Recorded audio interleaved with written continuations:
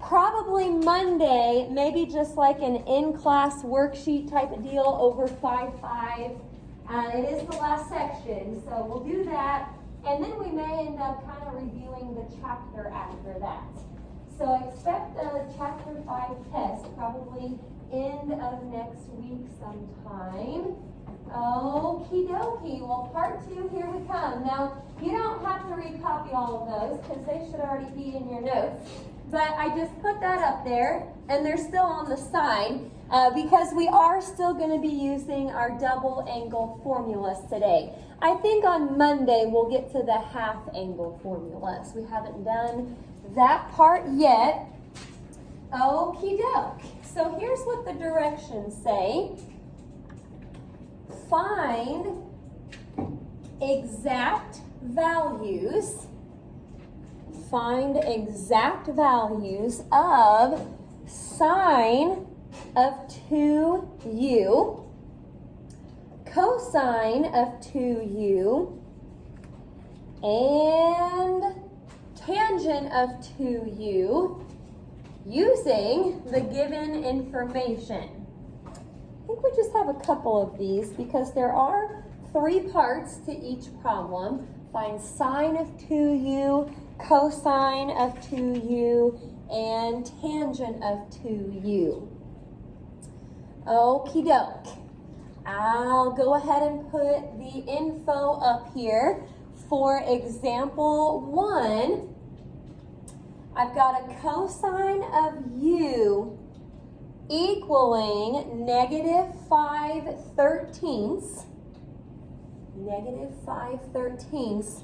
And then it says that pi over 2 is less than u, which is less than pi. And that's all we have. From that information, we have to figure out what sine of 2u is, cosine of 2u, and tangent of 2u. Now, it's probably going to be a good idea to kind of sketch a right triangle for this problem. That way I can see everything I need and I can start to plug in whatever I need to those formulas. So before I draw the triangle, where's my handy dandy? Here it is. I probably need to figure out what quadrant I'm in. I see the negative right here, and that tells me I'm not in quadrant 1. And this right here, I'm going to write this out for you real quick, and we'll talk about this a little bit. This is basically saying that u is between pi over 2 and pi. You may want to write this off to the side somewhere. I'm going to have to erase that in a minute. But it's basically saying that u, which is our angle, is between pi over 2 and pi. Now, on handy dandy, or in particular on the unit circle, it should be kind of labeled on there for you, but I'm going to show you what we need here. Remember, this was 0. That's kind of our starting point. Pi over 2 was up here. Pi over 2 was over there, and then we had 3 pi over 2, and that would end up being 2 pi. But if they're saying that u is between pi over 2 and pi, look at the unit circle right here. If our angle is between pi over 2 and pi, that is telling me that I'm in quadrant 2. So now that I know I'm in quadrant 2, I can look at the top right corner of handy dandy, and that will show me what my triangle looks like. Triangles are different depending on what quadrant you're in. So that's how I know to draw it like this. Now, instead of theta, I put u because that's kind of what we're working with here. But now I should be able to kind of use this to help me label the triangle. Okie dokie. Any questions about how we found the quadrant? All right. Well, cosine is what? It's adjacent over hypotenuse. I see the negative, and technically that negative could be with the 5 or the 13, but it really can't be with the 13 because that's the hypotenuse, which is always positive. So the 5 has to be with the negative. You could also look at the triangle on Handy Dandy. It tells you it has a little negative sign. The adjacent side in quadrant 2 has to be negative.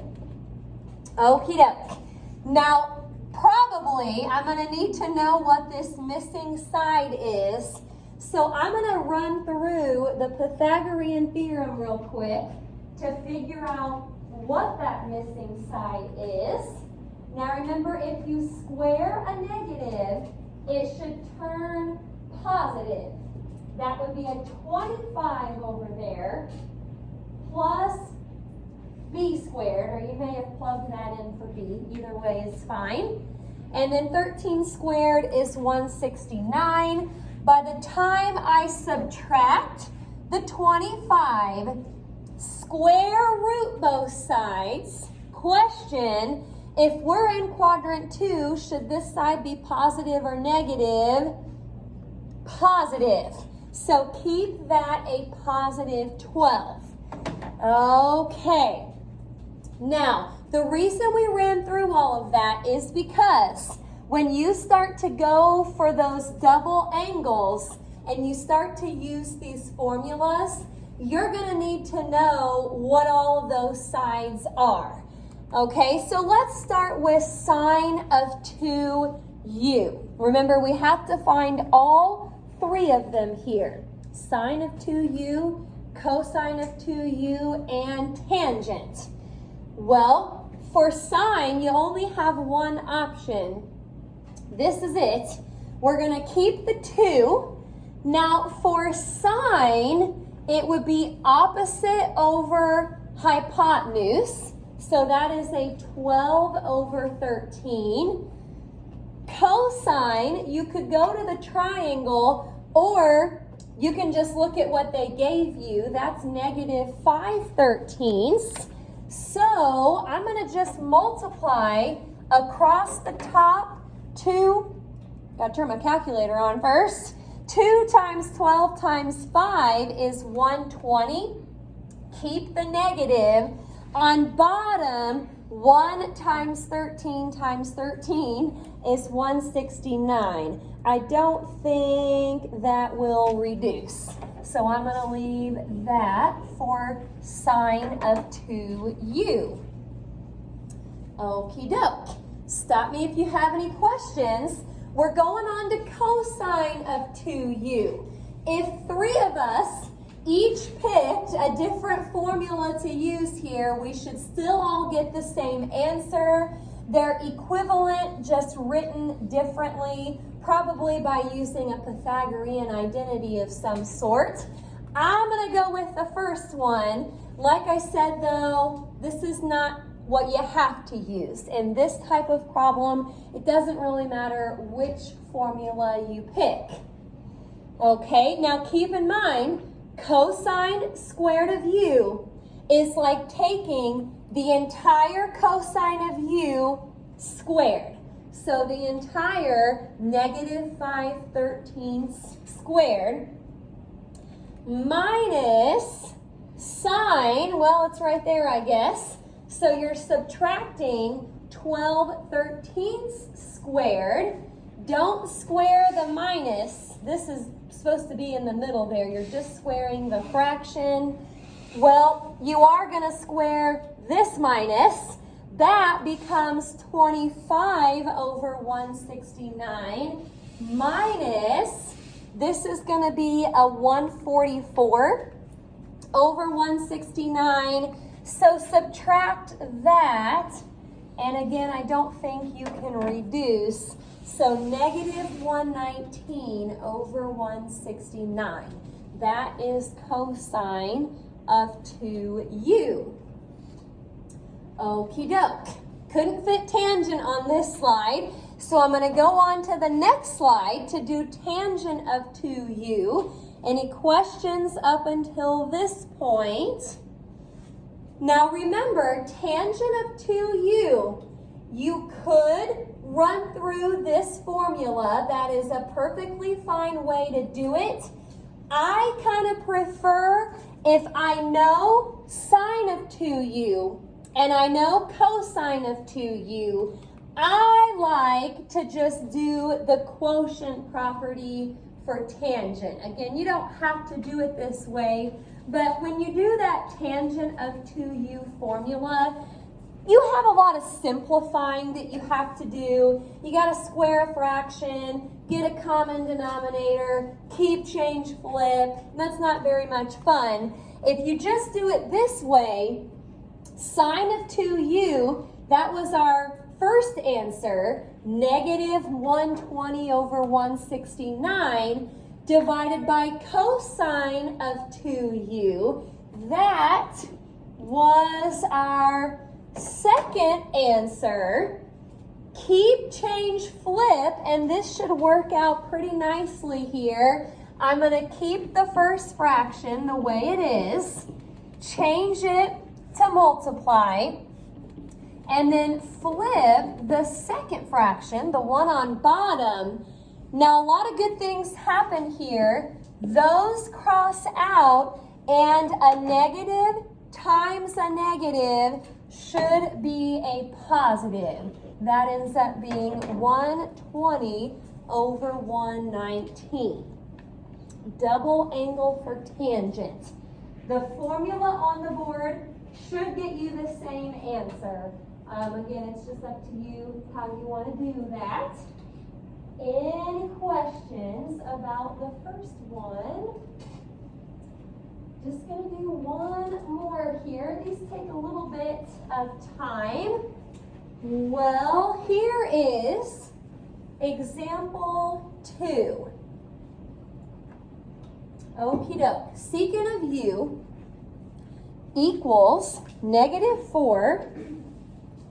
And that right there, it says pi is less than u, which is less than 3 pi over 2. Again, that is pretty well just saying that u is between pi and 3 pi over 2. The unit circle on your handy dandy should have these on there. There's a lot of other stuff on there too. This is mainly what you need here. If you're between pi and 3 pi over 2, you've got to be in quadrant 3. So that's how I need to draw my triangle. I need to draw it like I'm in quadrant 3. Okie doke. Now let me come back over here for a second. I'm going to put that 4 over 1. Secant is the reciprocal of cosine, so it should be hypotenuse over adjacent. Hypotenuse has to be positive though, so this adjacent side is negative 1. That makes more sense. If we're in quadrant 3, you got to go left first, and then the hypotenuse is positive 4. Okay. Be careful with the Pythagorean Theorem. Negative 1 squared plus b squared equals 4 squared. You're going to take this 16 minus 1, which is 15. Now, once I square root both sides, do I want the positive or the negative here? Negative. That is tricky. If you're in quadrant 3, the opposite side has to be negative. It's labeled on handy dandy, or just think about going to quadrant 3. You have to go left and then down. Both of those are negative. Left and then down. One little mess up with a negative will throw off the whole rest of the problem. So be careful. Okie doke. Sine of 2u. We're going to start with that and just kind of make our way through. That is going to be 2 times sine of u. Let me figure that out. Here's u, opposite over hypotenuse. So negative square root of 15 over 4. Cosine of u, adjacent over hypotenuse. Let me stick this little guy over 1 and then multiply across the top, across the bottom. You will get a positive here.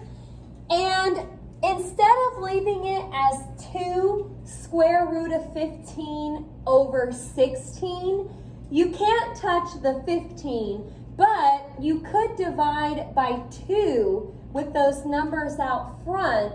So the best answer here is square root of 15 over 8. All right, a lot of little things to keep track of here with some of this stuff. Stop me if you've got any questions. We'll go ahead here and try cosine of 2u.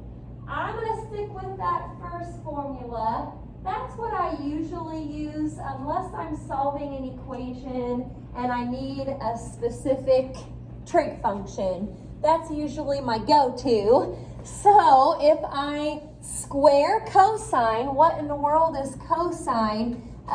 You could actually just flip secant. That would be a negative 1/4, the whole thing squared, minus sine, that was negative square root of 15 over 4 squared.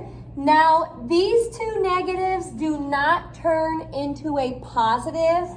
I'm talking about these negatives right here. Exponents come first.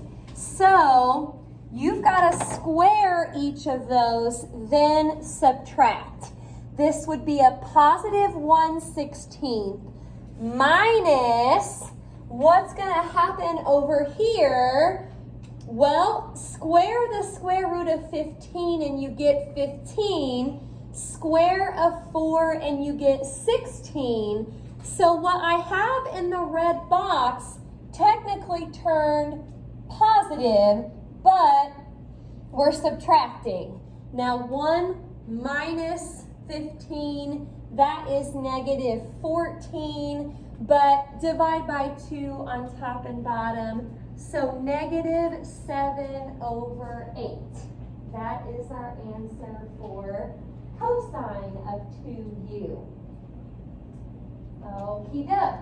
I'll go on to the next slide here so we can do tangent of 2u. And I'll probably do what I did last time, just using a quotient property. I'm going to take sine of 2u divided by cosine. Any questions up until this point?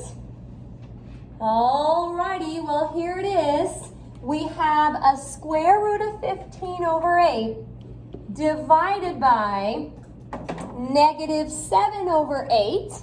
So keep, change, flip. Oh boy, went a little too fast there. You're going to get those 8s to cross out, but be sure that you leave the negative sign. Once you cross out the 8s, it ends up being just a negative square root of 15 over 7.